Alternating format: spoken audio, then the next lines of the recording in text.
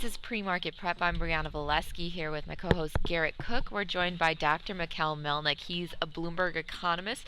Dr. Melnik has over a decade of economic forecasting experience. His research has been cited by policymakers, including the state of Florida Senate, and prominent think tanks, including American Enterprise Institute. Dr. Melnik, thank you so much for joining us. How are you this morning? I'm all right. How are you? I'm fantastic. Well, we had another Fed statement this week. They seemed a little dovish, but not really too much of an event. But I would love to start off by talking to you about GDP. We did see a Q1 revision.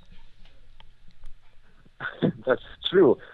In fact, these revisions have become rather severe. If you look at Q1, the first number was revised drastically negatively, and now it's being revised rather drastically upwards. So it makes it a dangerous work to interpret GDP numbers, doesn't it? But going back to the Q1 revision, actually, I'm probably, I should welcome this revision. I'm actually vindicated by it because I never understood why we should have negative growth this year. So if you recall, in the many appearances I had on your show, I was always saying there will be a pullback in growth, but we will stay positive at the beginning of this year. So this negative growth was a surprise. And this upward revision is actually something that indicates my forecast. The GDP numbers also, it's probably, I don't know if it's something you want to launch into right away, but I think that the GDP numbers for Q2 have some interesting points in them, so we can also discuss those other than, just the revision of Q1. Absolutely. Let's dive into it. What's one of the big ones you see, Professor? What's wrong with what? What's one of the big things you see within the report that was sticking out to you? There are four things that are interesting in Q2. Two are positive, two are negative. So since I'm an optimist, right, I'm guessing, or at least I'd like to be. Let me start with the positives. If you look at Q2, first of all, we had growth. So that's by itself nice. 2.3% is a little bit higher than my own expectations. So that was a nice and positive surprise. Secondly, we had some interesting characteristics there. For example, the growth was not driven by inventory accumulation. See, during the course of the second quarter, it seemed like what we were going to see was an inventory-based growth, which would have been a serious problem. So we didn't see that. In fact, inventory accumulation caused a negative contribution to the overall growth, a very tiny one, but negative. So it wasn't inventory-based, and that was an interesting thing. The reason I say that it was not clear whether that would be or not was because of the new orders and inventory data we saw in June and May. So that was a positive thing. Another positive characteristic was that the growth was not driven by the public sector. The contribution by the public sector was only 0.14% to the growth of 2.3%. And that was actually mainly by state and local governments. So that was another thing that was positive. It was not a public sector-driven growth. It was not an inventory-driven growth. So in the GDP numbers, I think those were positive.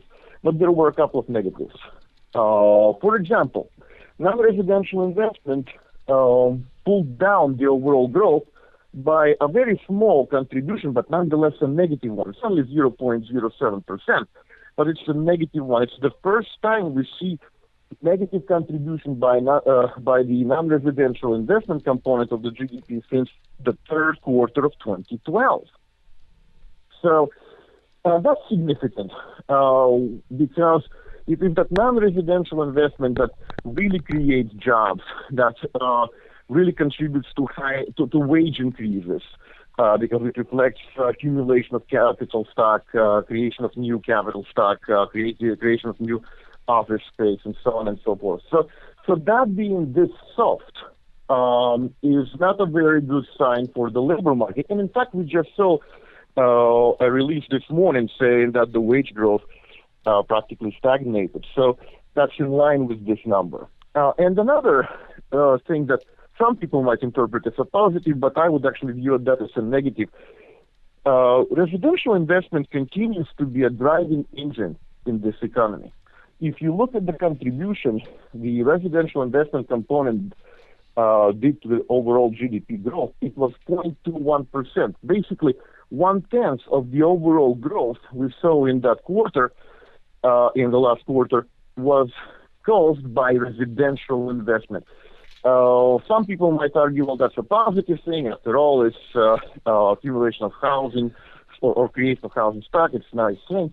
But at the same time, it basically means that the U.S. economy is dependent on low interest rates, on low mortgage rates, and it is that component of the GDP that seems to be driving growth. So I view that as a somewhat negative characteristic. It would be nicer if the growth was driven by things like the non-residential investment instead, which would have created a greater potential for job growth and greater potential for wage growth.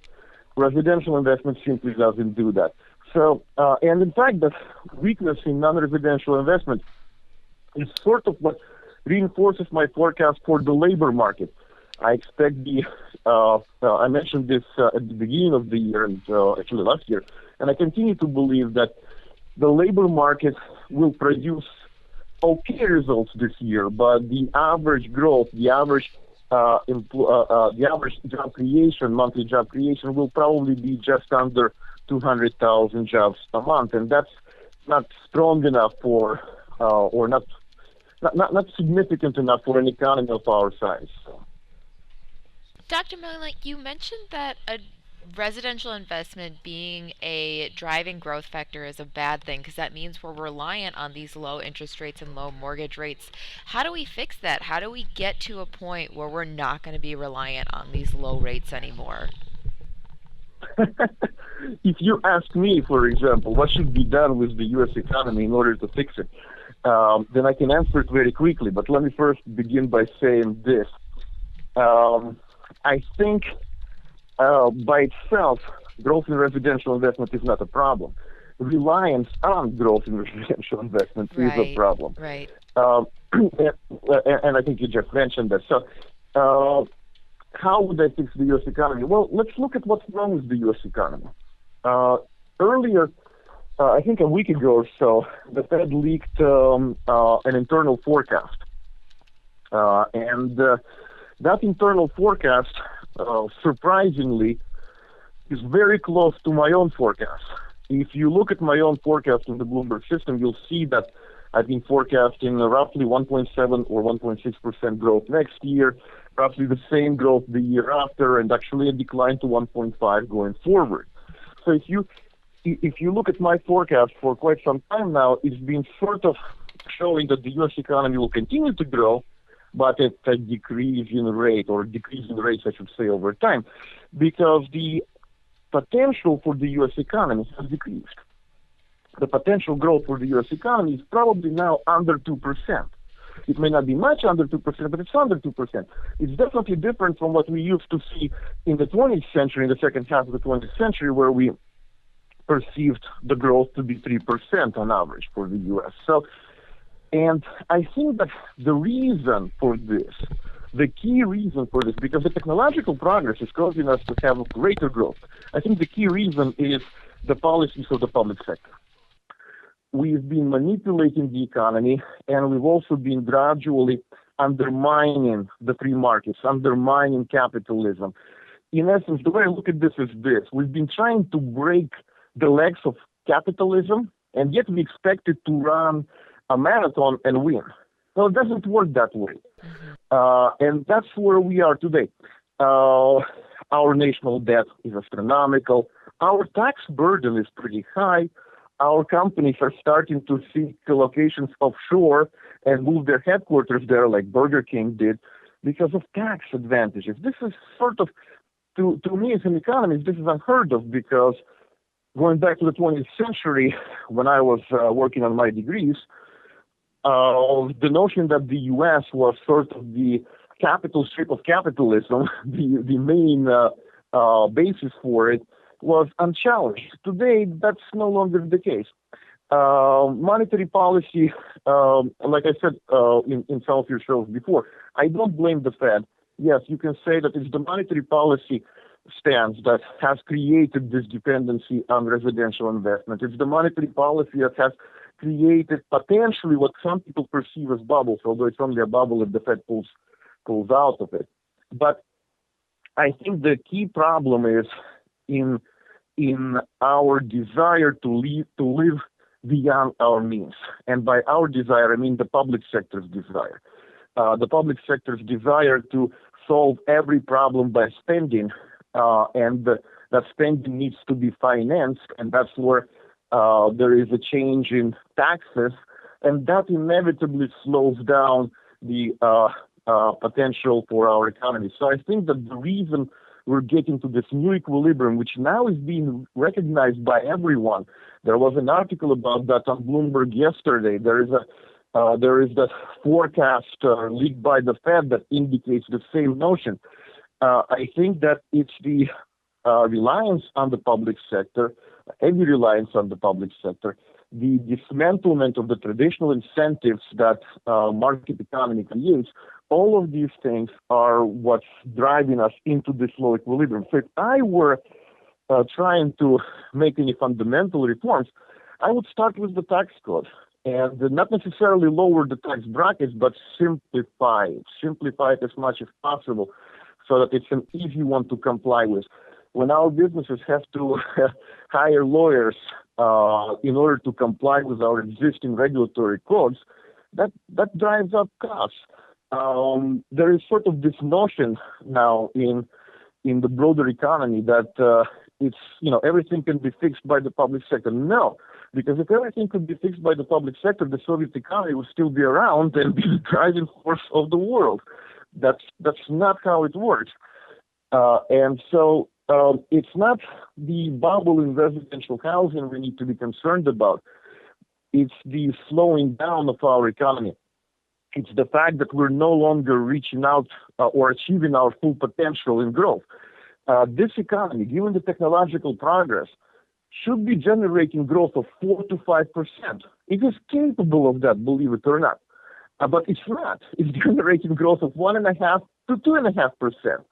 And the reason is that the burden it faces. So that's where I would start my solution to this issue. And but if your concern is how do you solve the housing market problem itself, if you want to ignore the larger picture, I'm not sure, because if you attempt to fix the housing market, ignoring the larger picture, you may actually drive the U.S. economy into recession. For example, and by the way, here's something interesting in my mind. You mentioned the Fed earlier today.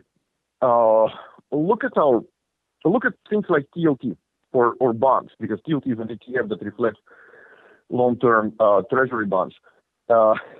Lately, we've had some significant changes in the market's expectation, and probably, I don't know if I'm heading in the right direction. So let me give you let me pause here and give you a chance to respond. Oh, absolutely. I mean, that was, you hit on everything in that response. When we talk Fed policy, tax reform, public sector sentiment. We do only have a couple minutes left, so I'd actually love to get more of a global take from you. What's on your radar on a macroeconomic scale? Are you watching Greece right now? Are you watching Japan? What are you kind of following? What's sticking out to you? Well, I never watched Greece that much. Greece was just entertaining, but the size of the Greek economy, as Paul Krugman correctly pointed out, is that of Miami.